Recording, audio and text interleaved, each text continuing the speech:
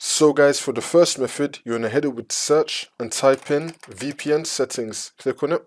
And then once you're on this, make sure that you have no VPN connection active right now. If you do, you just want to disable it.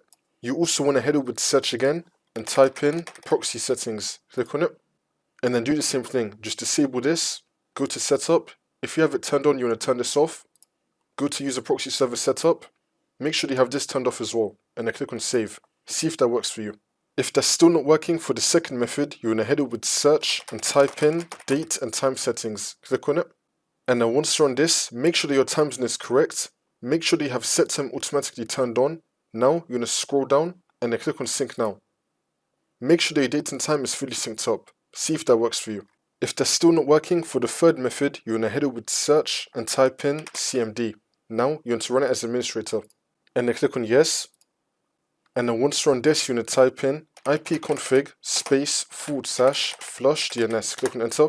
Now we're going to type in netsh space winsock space reset. Click on enter again.